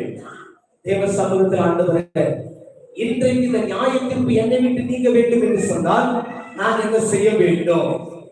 ஏசாயா 6ஆம் அதிகாரம் 1வது வசனத்தை வாசித்து நான் உங்களுக்காக ஜெபிக்க போகிறேன். ஏசாயா 6:1-3 6ஆம் அதிகாரம் 7வது வசனம். அதனால் என் வாயை தொட்டு, இதோ இது உன் உதடுகளை தொட்டதினால் உன் அக்கிரமம் நீங்கி உன் பாவம் நிவர்த்தியானது என்றார். அக்கிரமம் நீங்கி உன் பாவம் நிவர்த்தியானது என்றார். கர்த்தாவே, என் அக்கிரமம் நீங்கலனா, நான் இத்தனை வருஷமா செய்த பாவம் நீங்கலனா, ஒரு அக்கினி என் நாவை படட்டும். ஆமென். ஒரு அபிஷேக வல்லமை என்னை படட்டும். என் வாழ்க்கையில் இருக்கிற நுகங்களை குறிக்கிறதான பலவிதமான கட்டுகளை நீங்க அரட்டும். இன்னைக்கு என் அர்ப்பணிக்கிறேன்னு சொல்றவங்க அப்படி எழுந்து நிற்போம். தேவ சமூகத்தில் எல்லாரும் தேவ சமூகத்தில் அப்படி எழுந்து நிற்போம். இது ஜப நேரம். தேவ சமூகத்தில் இப்பொழுது அர்ப்பணிக்கிற ஒரு நேரம். ஆண்டவர் உங்களோடு கூட பேசி இருக்கிறார். ஓ ஹalleluya. தாகமுள்ளவன் மேல் தண்ணீரை, வறண்ட நிலத்தின் மேல் ஆறுகளை ஊற்றுவேன் என்று சொன்ன தேவன் இன்றைக்கு வாஞ்சையாய் இந்த கர்த்தருடைய வார்த்தை கவனித்திருக்கிறீர்கள் என்று சொன்னார். இன்றைக்கு கர்த்தருக்கு வாழ்க்கை ஒரு அற்புதம் செய்வார். ஆண்டவர் என்னோடு பேசி இருக்கிறார். ஏழை குடும்பத்திற்கு வந்த நியாயத்திற்கு இனி என் குடும்பத்துக்கு தேவையில்லை. இது நிமித்தமாய்தான் என் குடும்பம் பாதிக்கப்பட்டிருக்கிறது. இந்த ஆசீர்வாதத்தை பெற்றுக்கொள்ளலாம் என்பதற்கு காரணம் இதுதான் அப்படின்னு சொல்லி ஆண்டவர் என்னோடு கூட பேசியிருக்கிறார் சொல்ற கரங்களை உயர்த்தி கர்த்தருடைய சமூகத்தில் அர்ப்பணிக்க பார்க்கலாம். அநேகருடைய கரம் தூக்கப்படுகிறது நான் பார்க்கிறேன். ஆண்டவருடைய இருதயம் மகிழ்கிறது. ஆண்டவர் அநேகருடைய குடும்பத்தில் ஒரு அற்புதத்தை செய்ய போகிறார். தேங்க்யூ லார்ட், உமக்கு நன்றி. ஹalleluya, உமக்கு நன்றி. ஹalleluya, உமக்கு நன்றி. ஹalleluya, உமக்கு நன்றி. இயேசுவின் கருப்புள்ள கரம் அநேகருடைய குடும்பத்தை கடந்து போகிறது. இயேசுவின் ரத்தத்தின் வல்லமை அநேகருடைய குடும்பத்தை கடந்து போகிறது. இயேசுவின் கருப்புள்ள கரம் அநேகரை தொடுகிறது. இயேசு இந்த இடத்தில் அசைவாடி கொண்டிருக்கிறார். என் அக்கிரமம் நீங்க, என் பாவங்கள் அதை சுத்திகரிக்க வேண்டும் என்றார். ஒரு பலத்த அக்கினி, ஒரு பரலோக அக்கினி, உன்னதத்தின் அக்கினி என்னை தொடட்டும், என்னை தொடட்டும். அக்கினி, அக்கினி, அக்கினி, அக்கினி. பிசாசின் வல்லமைகள் எரிகிறது, சர்வங்கள் எரிகிறது. கர்த்தர் நாவை தொடுகிறார். பலத்த அக்கினி, பலத்த அக்கினி இறங்குகிறது, இறங்குகிறது. தேவனுடைய விடுவிக்கிறார். சாபங்கள் முறிகிறது, வேதனைகள் முறிகிறது. தேவனுடைய தொடுகிறார். கண்ணீர் மாறுகிறது. இயேசுவின் வல்லமை இறங்குகிறது. சாமுவேல், இயேசுவின் வல்லமை இறங்குகிறது. ஸ்டெல்லா, இயேசுவின் ரத்தத்தின் வல்லமை இறங்குகிறது. மேரி, இயேசுவின் வல்லமை இறங்குகிறது. கிருபா, இயேசுவின் வல்லமை இறங்குகிறது. தேவன் அனைவருடைய பயனுக்கும் காண்பிக்கிறார். சர்க்குணம், இயேசுவின் ரத்தத்தின் வல்லமை இறங்குகிறது. உன் கண்ணீரை நான் துடைப்பேன், உன் கண்ணீரை நான் துடைப்பேன், உன் வேதனை நான் மாற்றுவேன். இன்று கண்ட எகிப்தை நீ காண்பதில்லை. இதோ நான் உன் மத்தியிலே உலாவிக் கொண்டிருக்கிறேன். ஐயோ, நான் எழுந்து நிமிர்ந்து நடக்க எனக்கு பலன் தாரும், ஆரோக்கியத்தோடு ஆண்டவர் ஆரோக்கியத்தை தாரும் என்று சொல்லி அழுது தேவ சமூகத்தில் ஜெபித்துக் கொண்டிருக்கிற ஒரு சகோதரி இவ்விடத்தில் இருக்கிறீர்கள். இயேசுவின் வல்லமை உங்களை தொடுகிறது. Receive it in your healing. Receive it in your healing. Receive it in the name of Jesus. Right now, heal right now. இயேசுவினை குணமாக்குகிறார். இயேசுவின் தழும்புள்ள கரவனை குணமாக்குகிறது. நன்றி பரிசுத்தத்தின் தேவனே, நன்றி பரிசுத்தத்தின் தேவன். அநேக தேவ சமூகத்தில் ஒப்பு கொடுத்துக் கொண்டிருக்கிறீங்க. அநேகருடைய வேதனைகளுக்கு ஒரு முடிவு வருகிறது. கடன் பிரச்சனைக்காக அநேக நாட்களை ஜெபித்துக் கொண்டிருந்த சகோதரியே, இன்றைக்கு கர்த்தர் சொல்லுகிறார், நீ காற்றை பார்க்காத, மழையை பார்க்காத, வாய்க்கால்கள் நிரப்பப்படுகிறது. உன் கண்கள் பார்க்கும், உன் கண்கள் பார்க்கும். நீ கலங்காதே. என் வீடு நேர்த்தியாய் கட்டி முடிக்கப்படவில்லை, இடையிலே இருக்கிறது என்று சொல்லி கலங்கிக் கொண்டிருக்கிறாய் அல்லவா? இதோ கர்த்தர் உன் வீட்டை கட்டுகிறார். கர்த்தருடைய கரம் கட்டுகிறது. நீ கலங்காதே, நீ கலங்காதே. நான் உனக்கு அற்புதம் செய்கிறேன், நான் உனக்கு அற்புதம் செய்கிறேன். இயேசுவின் தழும்புள்ள கரம் உனக்கு அற்புதம் செய்கிறது, அற்புதம் செய்கிறது, அற்புதம் செய்கிறது, அற்புதம் செய்கிறது. ஓ நன்றி பரிசுத்தத்தின் தேவனே, உமக்கு நன்றி செலுத்துகிறேன், நன்றி செலுத்துகிறேன், நன்றி செலுத்துகிறேன். கர்ப்ப பையில கட்டியோடு கலங்கிக் கொண்டிருக்கிறீர்கள். ஓ நன்றி செலுத்துகிறேன். ஐயோ, இந்த கட்டிகள் ஆண்டவரே ஆபரேஷன் இல்லாமல் மறைந்து விட வேண்டும். என்னால் இந்த மருந்து சாப்பிட்டு சாப்பிட்டு வயிறுகள் எல்லாம் புண்ணாய் கிடக்கிறது. இந்த கட்டி மறைந்து விட வேண்டும் என்று சொல்லி ஜெபித்துக் கொண்டு இருக்கிறாய் அல்லவா? விசுவாசித்தால் தேவ மகிமை காண்பாய், தேவ மகிமை காண்பாய். உன் கட்டி இப்பொழுது மறைகிறதை நான் பார்க்கிறேன், உன் கட்டி மறைகிறதை நான் பார்க்கிறேன். இயேசுவின் தழும்புள்ள கரவனை குணமாக்குகிறது. இயேசுவனை விடுவிக்கிறார். நன்றி தகப்பனே, நன்றி தகப்பனே. ஓ, என்னை பயமுறுத்துகிற காரியத்தை மருத்துவர்கள் சொல்லிவிட்டார்கள் என்று சொல்லி ஒரு சகோதரன் நிமிடங்களில் இருந்து கலங்கிக் கொண்டிருக்கிறீர்கள். இன்றைக்கு கர்த்தர் சொல்லுகிறார், இதோ மருத்துவர்களால் கூடாத ஒரு அற்புதம் உன் குடும்பத்தில் நடக்கிறது. இப்பொழுது சுதந்திரித்துக் கொள், சுதந்திரித்துக் கொள். நான் உனக்கு அற்புதம் செய்கிற தேவன். பிரபு, சுதந்திரித்துக் கொள், கலங்காதே என்று கர்த்தர் சொல்லுகிறார். Thank you Jesus, thank you Jesus. செல்வம் இயேசுவின் இரத்தத்தின் வல்லமாய் உன் குடும்பத்தின் மேல் இறங்குகிறதை நான் பார்க்கிறேன். செல்வம் என்கிற பெயருக்கு முன்பாக வந்து கொண்டே இருக்கிறது. எஸ், இயேசுவின் இரத்தத்தின் வல்லமாய் இந்த குடும்பத்தின் மேல் இறங்குகிறதை நான் பார்க்கிறேன். தேவன் ஒரு அற்புதத்தை இந்த குடும்பத்தின் மேல் செய்கிறார். அவர் தழும்புள்ள கரங்கள் குடும்பத்தில் இறங்குகிறார். நன்றி பரிசுத்த தேவனே, நன்றியோடு துதிக்கிறேன். ஓ, நன்றியோடு துதிக்கிறேன். அநேகர் மேல் இயேசுவின் கரம் நீட்டப்பட்டு இருக்கிறது நான் பார்க்கிறேன். இதுவரைக்கும் எத்தனையோ பாடுகள், ஐயோ இந்த போராட்டத்துக்கு ஒரு முடிவு வராதான்னு சொல்லி கலங்கிக் கொண்டிருக்கிறாய் அல்லவா? இன்றைக்கு ஒரு முடிவு வந்துவிட்டது. ஒரு போராட்டத்துக்கு முடிவு வந்துவிட்டது. கலங்காதே என் பிள்ளையே, கலங்காதே என் பிள்ளையே.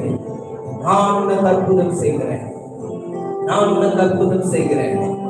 என் தடுப்புள்ள கரம் உனக்கு அற்புதம் செய்கிறது. லிடியா, லிடியா, இயேசுவின் தடுப்புள்ள கரம் குடும்பம் இறங்குகிறது நான் பார்க்கிறேன்.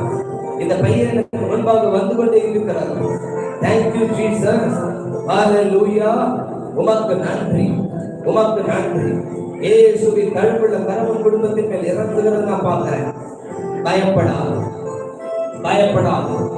இயேசு உன்னோடு கூட இருக்கிறார். இன்று முதல் உன் குடும்பத்தில் அற்புதம் நடக்கும், அற்புதம் நடக்கும். நீ ஒரு அற்புதத்தை எதிர்பார்த்து கொண்டு